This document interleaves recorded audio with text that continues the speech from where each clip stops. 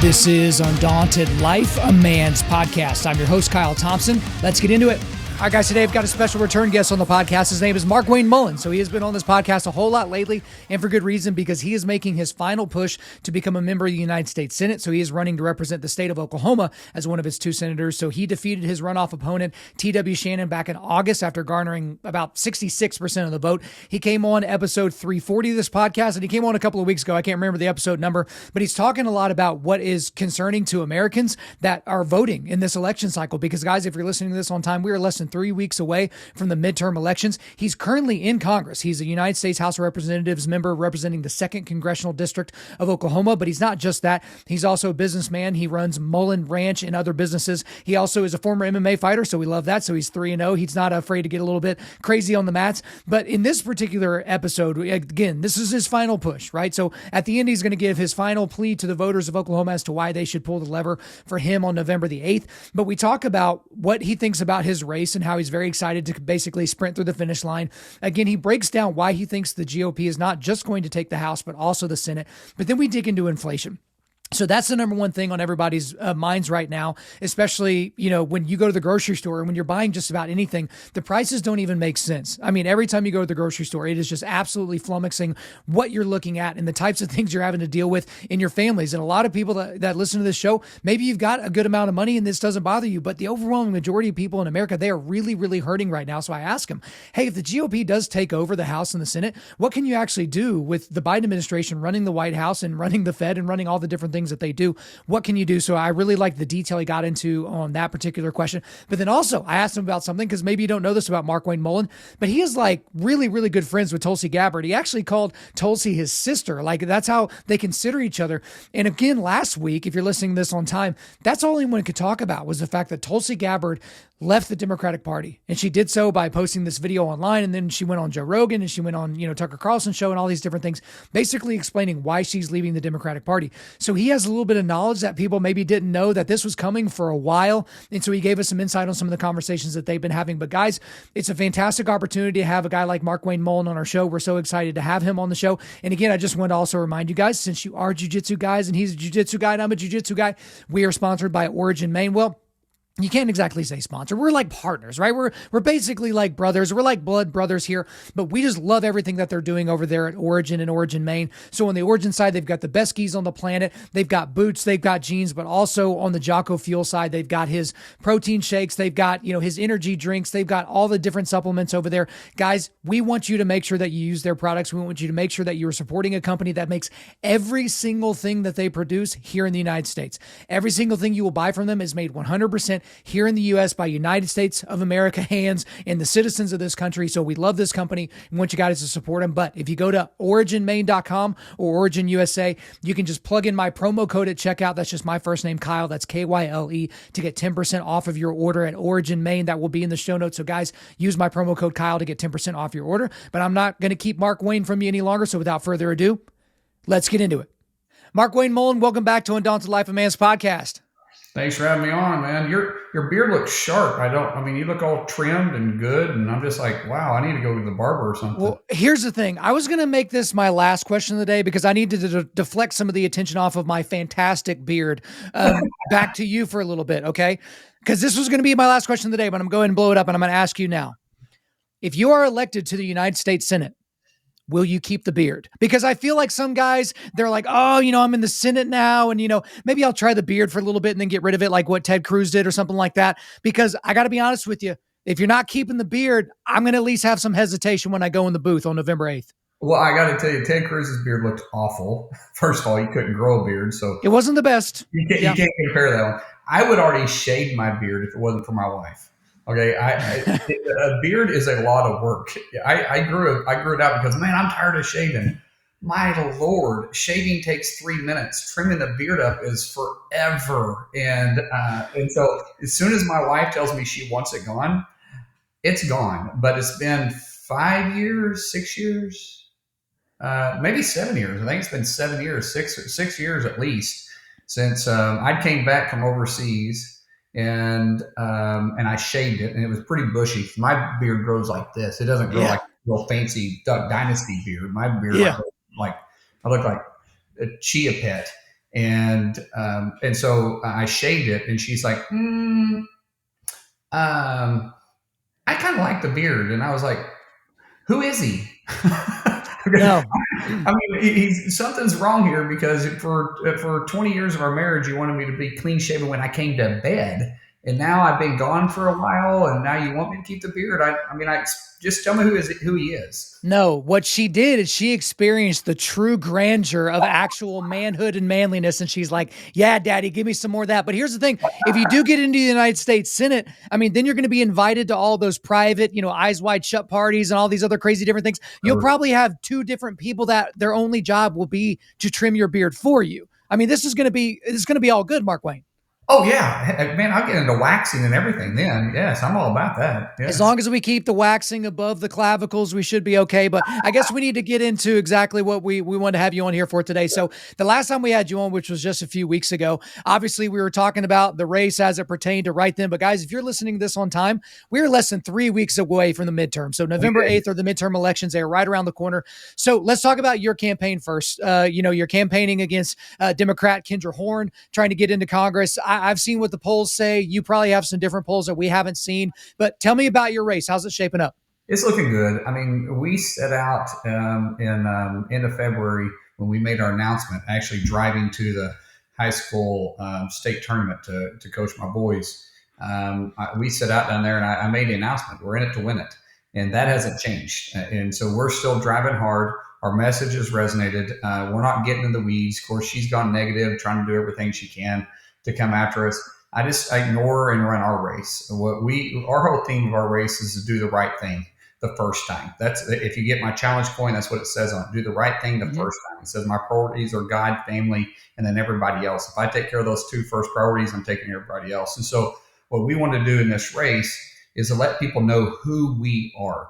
In the eastern side of the state, they know who we are. On the western side of the state, they don't.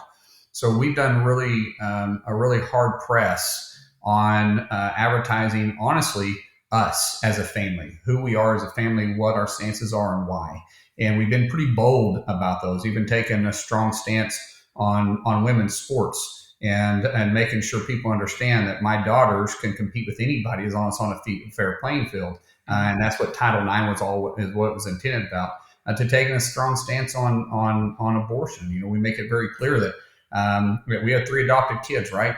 And I thank the Lord that those the biological birth mothers was brave enough to give us an opportunity to love 3 kids, because if they would have chose the way out of abortion, these kids would have never had an opportunity to live a successful life, and Chris and I would never had an opportunity to have 3 more kids and love them dearly. And we make a very strong difference, and there's a big difference between us and our opponent in that. And it's resonated. And so we feel very, very confident, Kyle, where we're at. We're 20 days out, and man, we're just ready to run through the tape. November 8th, we're like, just hurry up and get here. It's like you've been training for a world competition for a long time. Let's just get on the mat and get this thing over with. Yeah, let's get to the payoff. And that's the thing is whenever you look at any of the races that are being talked about in the news media, no one's ever really talking about your race. And there's a good reason for that. They're not really talking about the governor's race here in Oklahoma either. And there's a good reason for that. But the last time we had you on, you did a fairly in-depth breakdown of why you felt, at least, a few weeks ago, that you felt the GOP was in a very, very good position to actually take back the Senate, that the House is pretty much a foregone conclusion. Again, even though the summer, it got a little bit dicey, but here we are again. The nation pretty much only wants to talk about what's going on in Pennsylvania and Georgia. So you have Warnock and Herschel Walker there in Georgia, and then you've got John Fetterman and Dr. Mehmet Oz up there in Pennsylvania. Both of those races are basically, in Georgia, we're looking at a coin flip according to most of the polling, which again, if you want to trust polling, go for it. And then in Pennsylvania, now with John Fetterman essentially not being able to talk, which people are like, oh, you're being ableist if you're getting onto him for not being able to talk. It's like, you have to talk and reason if you're going to be in Congress. Like, I don't care if you're wheeled into Congress in a wheelchair. I care if your brain functions. And so that race is down into the low single digits, if you believe the polling. So now that we're about 3 weeks out, this is your last chance to tell my audience how you see the race, not just for your individual race, but for the Senate at large. So as I said, we're going to win our race. We feel very confident. I've been on the road traveling nonstop, and when I mean traveling, not just inside Oklahoma. When I'm in Oklahoma, I'm traveling. When I'm not in Oklahoma, I mean, we're going all across the country. We've been in Atlanta. We've been in Georgia twice. In Nevada with Adam Laxalt. We've spent time with Masters, his name, Blake Masters, and in Nevada. We've been in New Hampshire. We've been Dr. Oz. I feel very confident, Kyle, where we're at. I think Herschel pulls it off in Georgia. It's one of the nastiest races that I've seen. I mean, it is nasty. There's no question about it. It is absolutely nasty. But at the end of the day, no one has a better name ID in Georgia. And don't forget, Georgia football is doing pretty good right now, Right. and so they're pretty geared up about that. And that plays right in. I hate to say it, but it plays right into the hands of people showing up and voting. It's a complete 100% saturation. Both people have a complete 100% name ID. This is very much like Hillary Clinton and Trump. People know who they are, and their mind's already made up on them. And I feel positive that Herschel Walker's going to pull it off. It's not going to be a great upset, but he's definitely going to pull it off within the margin of errors. Dr. Oz, the deal that's going on in Pennsylvania is it's interesting because Dr. Oz hasn't done a whole lot to help himself, but he hasn't hurt himself either. He's been very consistent. Fetterman is to the point now that people know that he's not going to finish 6 years. What's interesting there, though, is they don't want the governor because the governor isn't very popular. And the way Pennsylvania works is if the senator has to resign for whatever reasons, or because they can't do their duty, or they pass away. I'm not saying Fetterman's going to pass away. I'm just saying that, or they have to leave office. The governor gets to appoint the senator for the remainder of the term, and typically that senator then can go ahead and run for reelection. And so they don't want the governor to have that opportunity. So it's turning out that their mind's made up about Fetterman, their mind's made up against Dr. Oz, but the governor is playing a role in this thing now, and they're leaning towards Dr. Oz. So I think we still hold on to Pennsylvania. And if we hold on to Pennsylvania and we pick up Georgia, then we're at 51. So we won the Senate. Adam Laxalt in Nevada is doing really good. He's going to win. That puts us at 52. I think Blake Masters in Nevada or in Arizona has a very good chance to win. And let me tell you, O'Day in Colorado, he's running a heck of a race. Independents are moving towards us. We're dead even with independents now. We're at 50-50 with independents. That means that's a 23% pickup of independents for the Republican Party, because we've only been at 27%. And then we've also lay in the fact that we're bringing in Hispanic votes. We're winning Hispanic votes right now for the first time since we measured Hispanic votes as a separate entity. We're winning Hispanic votes. We'll both have a high population base in Colorado. If those move the way that they look like they're moving, then O'Day's going to win Colorado. That's a D+6 state. A D+6 means that any Democrat should win by at least 6 points. In Oklahoma, we're in R27, so any Republican should win by at least 20 plus points. 27 or so should be where you should be at. And so we could win it. That right there puts us at 54.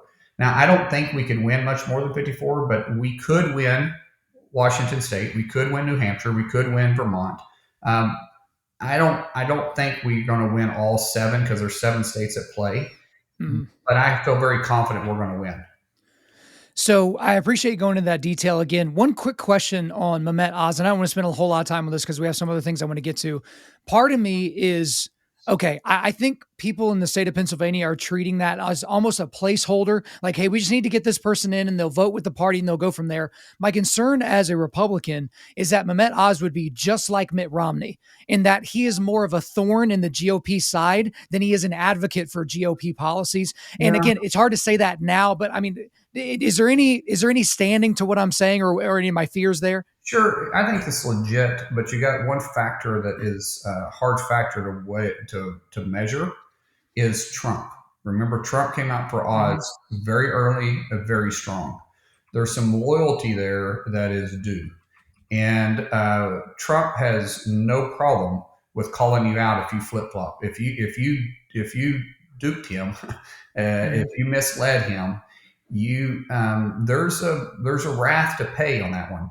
He does. If you're open and honest with who you are to begin with, fine, you guys will just be tit for tat. But if you actually come out and you decide to be something different than what you portrayed yourself to him, and he tied his name to you, then there is a wrath coming after you, and it's pretty heavy. And I think Trump did a good job at because he interviews you when you go and talk to him. It's an interview. It's a very in-depth interview. He's interviewed a lot of people in his life. I feel pretty good of the credentials of where he's going to be at. We're going to look at things different, obviously, on sometimes. But I think when push comes to shove, he's not going to be a Mitt Romney. Okay, well, that makes me feel a little bit better. Now, one of the reasons why you just mentioned the independents there, a lot of independents are trending towards the GOP right now, and there's really good reason for that. One of the main reasons is because of what people are actually concerned about. People aren't concerned about whether or not their school will allow their kids to go to the bathroom in the wrong bathroom, or whether or not they're allowing these kids to compete against people from different gender. That's not what people are concerned about. They're concerned about their pocketbooks. They're concerned about gas prices. They're concerned about inflation. I mean, the other day, like my wife sent me to Lowe's to go grab some mulch, and she's like, "Yeah, they're about $5 a bag. They're like $13 a bag for the mulch that we buy, because like the last time we bought, they were around $5, and here we are almost triple the price." We're seeing it in everything, and the everyday American is feeling that. In the recent inflation reports, I feel like this is just kind of like a broken record. Every time they release an inflation report, it's the worst one we've seen in 40 years, and then we get another one, and it's the worst one we've seen in 40 years. I guess the one good thing is at least Jimmy Carter lived long enough to see a president that was worse than him, and so that's where we're at right now. Yeah, sorry, that's a little bit of a brutal line, but but that is absolutely true. And so let's talk about the inflation reports, because let's say you guys take over the House and the Senate. You still have Joe Biden in the White House, kind of.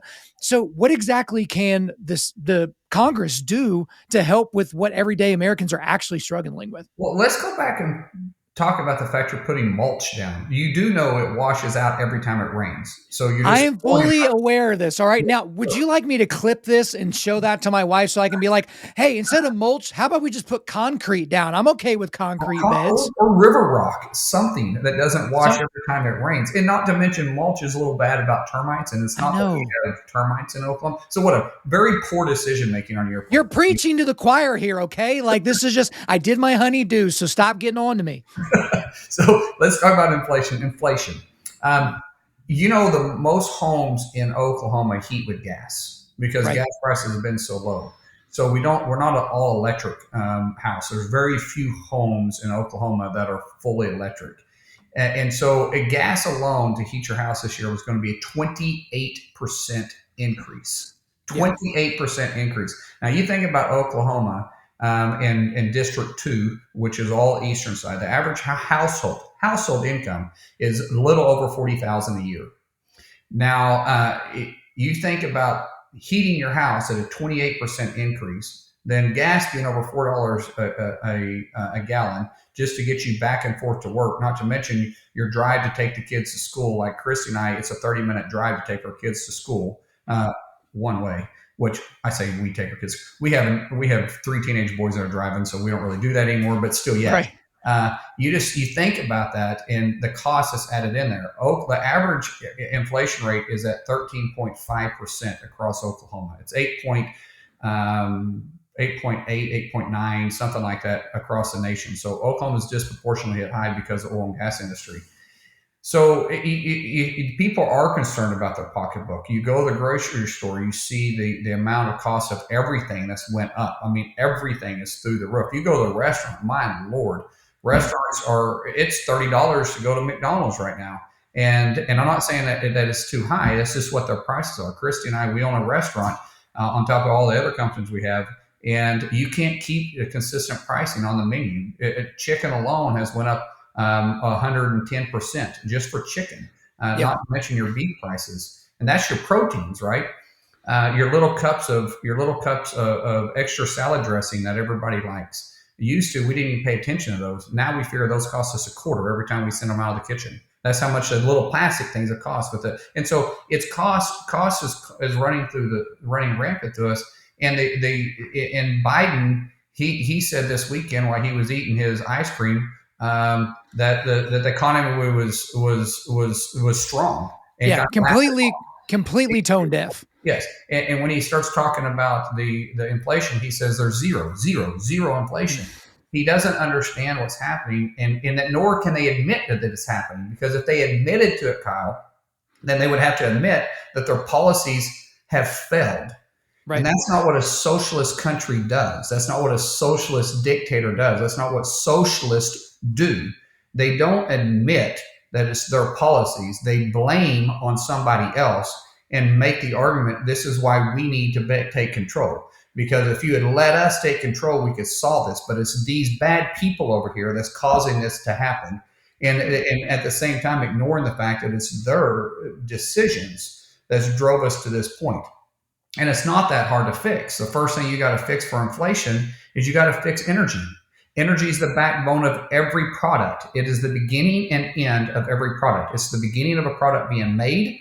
It's the beginning and it's the end of the product being delivered, because it takes delivery costs, which is driven by a combustible motor, to get it to you. And even if you switch it to electric, you still got to have energy to get it there. You still got to produce energy to charge the vehicle. So energy, you have to have control of energy. And when we're energy independent is when we saw the cost of energy nosedive, because we wasn't depending on OPEC and Russia and Iran and Venezuela to set the energy costs. We were setting the cost of energy because people want to do business with the United States. And by the way, our energy that we have, for these environmentalists out there that may be listening, not that they're probably listening to your podcast, but who knows, they could be. If they're listening, do you understand that Saudi Arabia's oil, Russia's oil, Venezuela's oil, the heady crude has a 4-to-1 ratio of our sweet crude of what you would consider your dirty components that's coming out of it when we're refining it. So what is your argument here? Because we're not reducing our footprint. All we're doing is making us more dependent on foreign countries, which make us a very volatile country, and we're costing our economy at the same time. And what's your end game? What are you trying to do? And so you can't even talk about getting inflation under control if we don't become energy independent and take control of that, and which has separated us from the rest of the country or rest of the world for so long, because we're such a unique economy inside the United States that we can be completely 100% independent. You think about Europe. Europe doesn't have the ability to control their own energy. Mm-hmm. Neither does China. And so you look at the United States, and we could be completely energy independent, not worried about what OPEC or Russia does, but we don't do it because of failed policies by the Obama administration. And you call the president tone deaf. It's policy death too. He's completely numb to his policies. He's numb to it because he's insulated from it. Again, I don't really think he's running the show. He's more the face. And I mean, could he have a worse face for those types of things? So there's other people that are pulling the strings. But I guess to wrap this up, and again, this gets way into the weeds and we just don't have the time to get into it. But whenever the Congress and the White House are of different parties, I know a lot of the policy making and a lot of the executive orders, they obviously come from the executive branch, but from the legislative branch, what are some things that you will be able to do to kind of curtail some of the decisions being made from the White House, but then also push us towards the energy independent side? Because again, we could be a net exporter of energy. We were under Donald Trump as president. So what can Congress do if you have both houses? If we have both houses, we can pass legislation, but it won't be signed into law. Because we no matter, even if we pick up 40 seats in the House, we're still not going to have 2/3. So we're not going to be able to override a veto in the House, much less the Senate. The Senate's definitely not going to have 2/3. We're only going to have 60.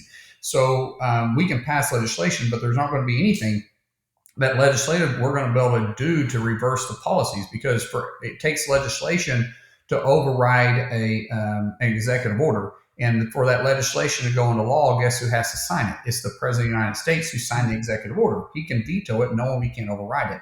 So it's going to be difficult for us to do anything when it comes to that. Now, what we can do is we can bar the door shut. We can keep a lot of the stuff from going into effect, because when we control the House, what we do is in the Senate, when he puts an executive order out, we can just simply not fund it when we go to funding the government. We're not going to fund that executive order. We're not going to allow any funds to be used to execute that executive order. But it's only you can't go back and reverse it, though. You can just keep it from moving forward. So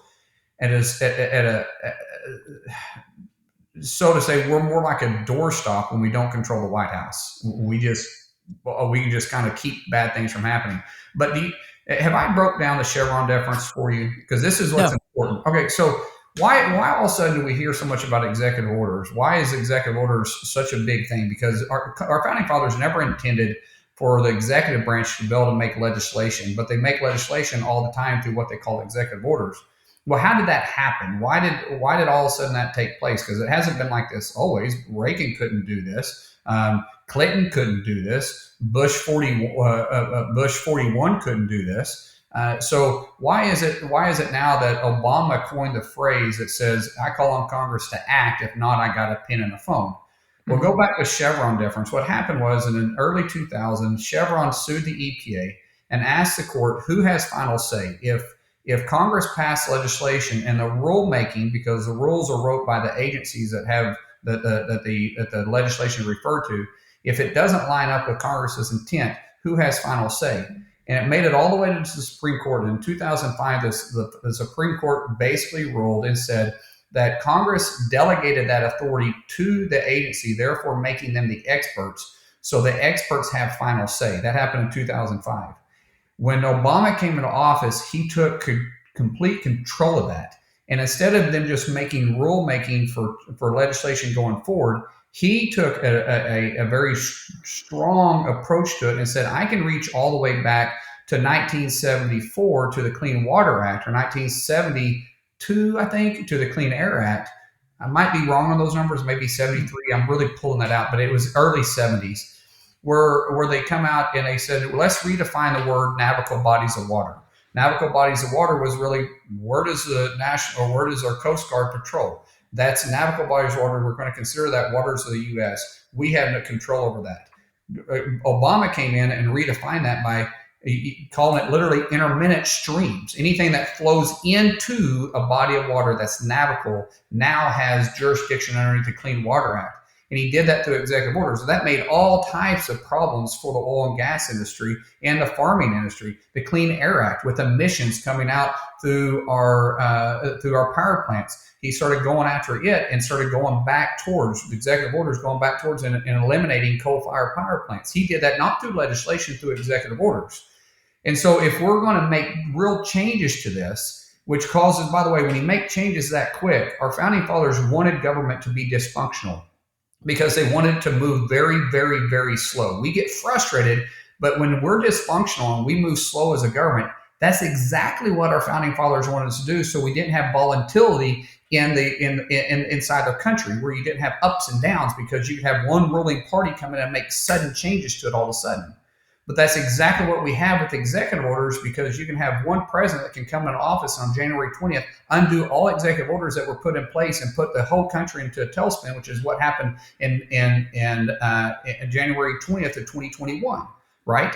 So we have to go back and have the court relook at that. And we have a court now that is different than it was in 2005. We have a court now that's making some very landmark decisions and undoing landmark decisions. They're making very bold decisions and saying, wait, the court got it wrong. And I've been talking to industries all across the United States saying someone's going to have to re-challenge this lawsuit, not necessarily bring up the Chevron deference, but somebody's going to have to sue, even if it's the medical industry suing HHS or CMS, saying we need to relook at this because this is outside of Congress's intent, to get that relooked at in reverse, and then we can quit the volatility that happens with executive orders. And that's a huge role, because going back to what you said, what Congress's role then would be is they could show the court what their intent is.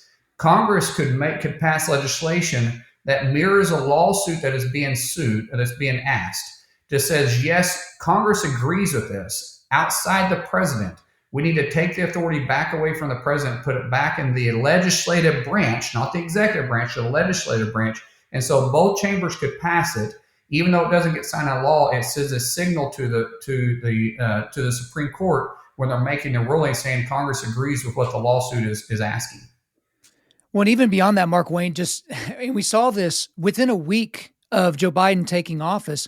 most of Trump's executive orders just disappeared into the ether. And the same would happen if Joe Biden is not elected to a second term. And like, Right. I hate that precedent of like, hey, let's just do this with the pen. And so one thing that I wanted to get to before we got you out of here, because there was something interesting that happened last week, and it was all anyone could talk about for 3 or 4 days. And it was that Tulsi Gabbard basically gave the finger to the Democratic Party and said, peace, I'm out. And that's an interesting thing because you obviously know Tulsi, you're friends with her. You worked together with her when she was in Congress. Y'all actually, I think, wrote a bill together. I think it had to do with Title IX. I might be getting the details fuzzy, but y'all did a bipartisan bill to get some things done. Now, this is what I will say before you answer and give me your thoughts on this.